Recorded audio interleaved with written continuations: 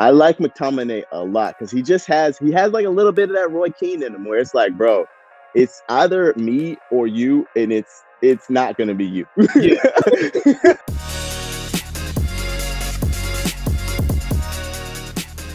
What is going on, y'all? Welcome back to another episode of Did I Mention? I am Aaron West. I'm here with the boy, the man himself, Tosin McKinday. How you doing, my boy? Well, much better than Gareth Southgate is. How are you? I'm good. I'm not an England fan, so we are. Let me say that off top. We are reacting to the end of England versus Scotland. 0-0 is how it ended up.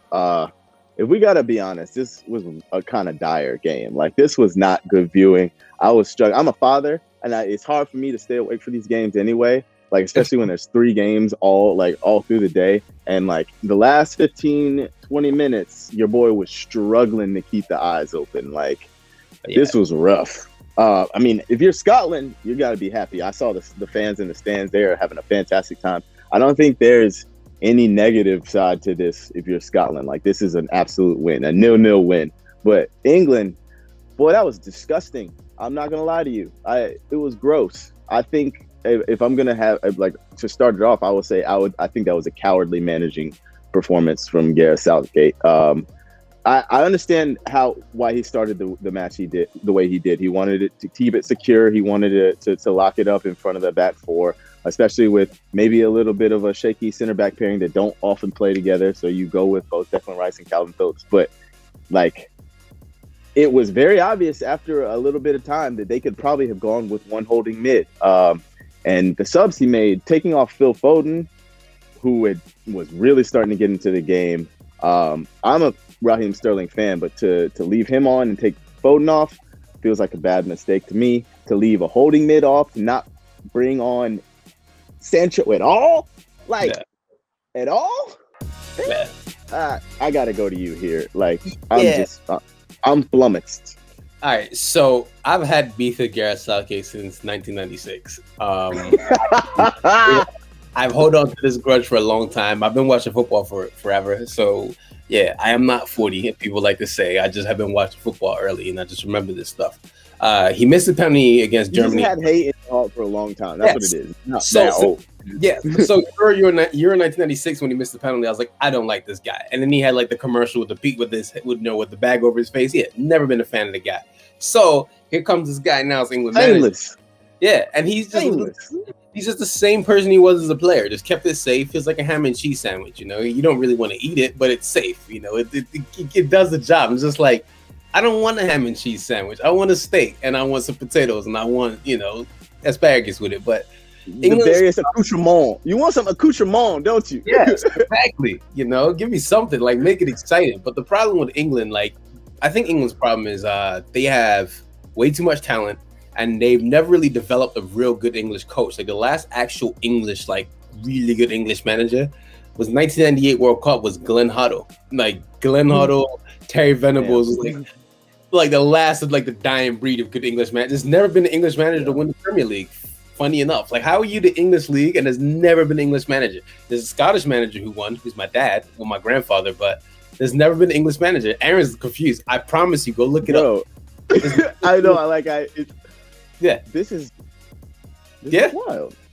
He's like, see, he's thinking about it, and it's the truth. There's never been an English manager to win the Premier League. So I feel like you just broke me. I was like, you see? What? There's no way this is real. No. I mean, that makes sense. Yeah. So I mean, and then England's problem is like the center midfield options. Like, since Scholes and everybody retired, like, even then, like, England just never gets it right with center midfielders. Like, they're allergic to like developing proper coaches and developing proper center midfielders. No offense to Declan Rice, like, he's a fantastic player in his own right, but West Ham are tripping if they want £100 million for that sort of player who cannot progress the ball where. Like, he passes sideways and backwards, which is okay.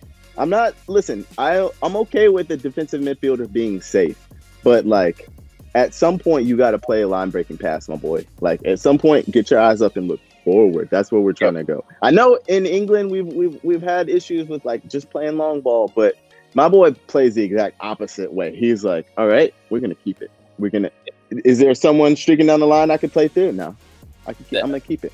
I'm gonna keep it, and that goes directly. Well, it goes with your point and my point. Like allergic to good coaching, allergic to good center mid. I actually really like Calvin Phillips. I think he can do the job that both he and Declan Rice were doing today. I think against, no disrespect to Scotland, but against an opponent like that who is a little bit weaker, they don't need both of them. Mason Mount was fine. Again, like I started out wanting to hate Mason Mount, but Mason Mount creates chances. He's dangerous. He makes forward runs. He works on both sides of the ball. No point in taking him off. Take one of Calvin Phillips or Declan Rice off. I'm going to say it should have been Rice. Put on Jadon Sancho. Keep on Phil Foden. Probably. Even if you're not going to do that, I have to go back to my initial point. Put on Jadon Sancho.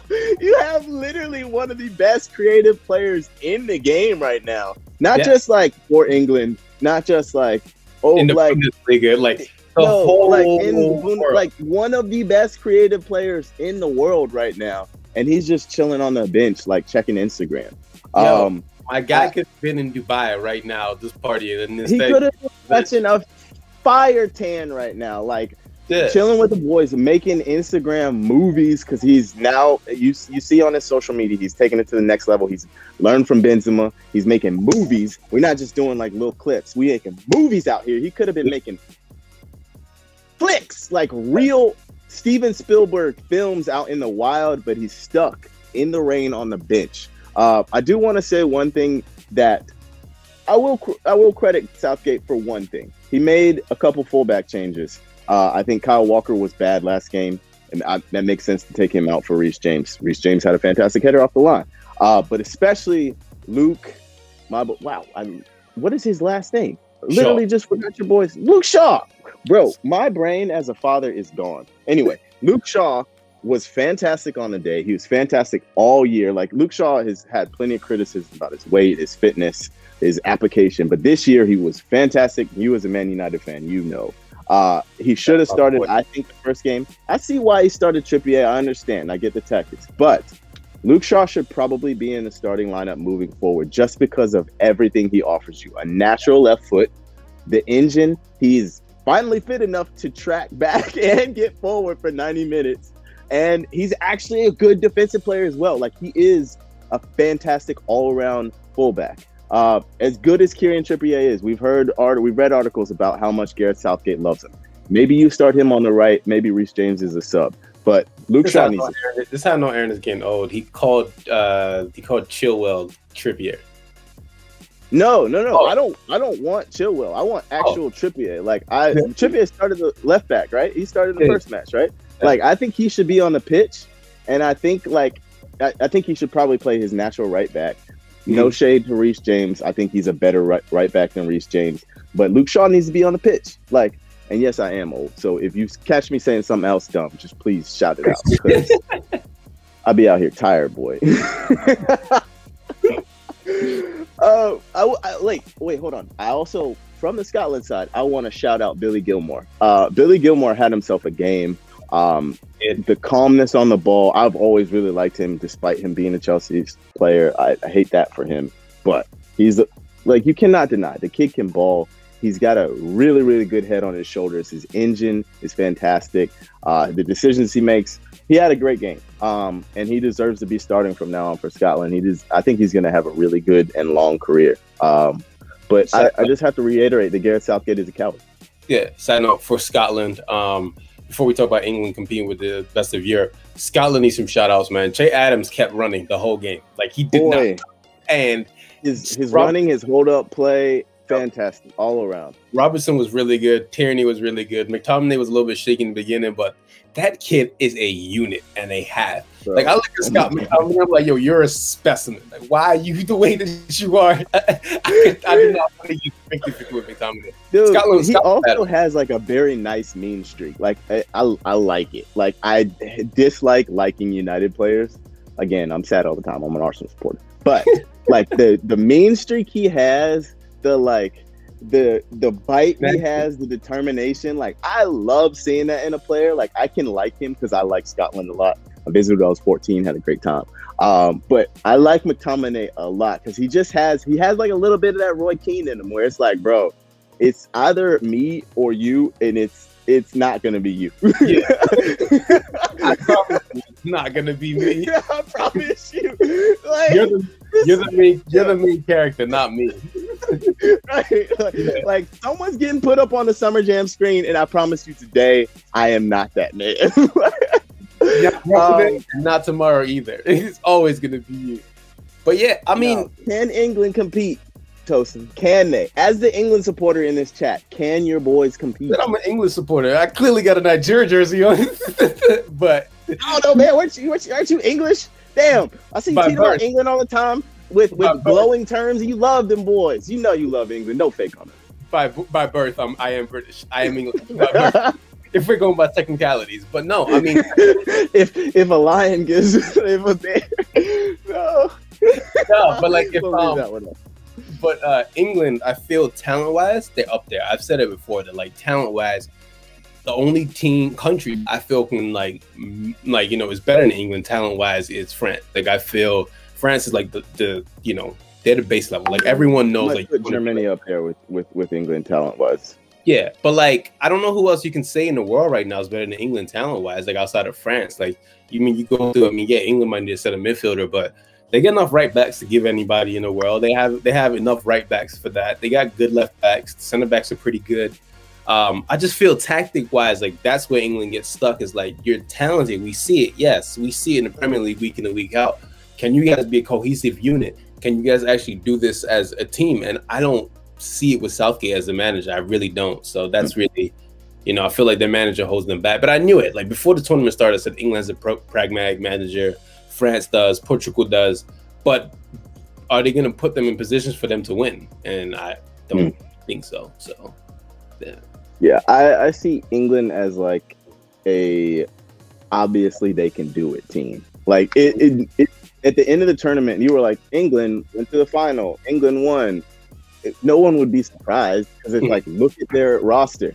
But when you look at the construction of the team, when you look at the managing, when you look at the tactics, the in-game adjustments, they don't look like a team that's going to win this tournament. They don't look like a team that's going to win any elite tournament at this moment. But they also like there's also a point where players could just stop listening to Gareth Southgate and just do their thing because they have the players to do that. If he actually puts his best team on the pitch, they can win. I think their biggest issue right now is probably the fact that Harry Kane is limping around on one leg. He's been hurt for the better part of like 3 years. He can't run. A lot of their play goes through him because they want him to be involved, and frankly, it slows him down. It muddles up their tactics. I don't think he is fit. I don't think he's in form. I think he's never going to not start. That's the issue. Like if Harry Kane has bad game after bad game, he's still going to start. And I think knowing that, I don't think England. I obviously think they'll make it out of the group stage. I think they'll for sure make it out of the group. I think maybe one knockout win and they're out. I think maybe the semis. I absolutely do not see them winning this tournament. So my thing is this: if England do win their group, they play somebody from Group F. So that means they gotta get second, bro. They need second. They gotta get Germany, Portugal, or France. And I'm gonna tell you this for free. They don't want to see any of those. Play the way that they do. They don't want to see that. They don't want to see that. And that's where I kind of feel like that's where we end. Because I don't want to keep going because I got another 20 more minutes to rant, and I don't think we have that much time to do that. So that's where I stand. I mean, to be honest, you summed it up. Like literally, if they finish first in this group, I think they're out. I think that's how it goes. I think if they win their group, they're out. I could see some shady stuff happening in the last match just to maybe make sure maybe they don't end up first. Anyway, we want to hear from y'all in the comments. How far do you think England can go? Is Gareth Southgate a good manager? Should he take the waistcoat off? Should Jadon Sancho be playing? Also, we told you to comment, but make sure you subscribe. Damn, I can't talk. Again, thank y'all for always thank you for watching. We really appreciate it. And have a good weekend. Happy Juneteenth, Toast. Yeah, you too.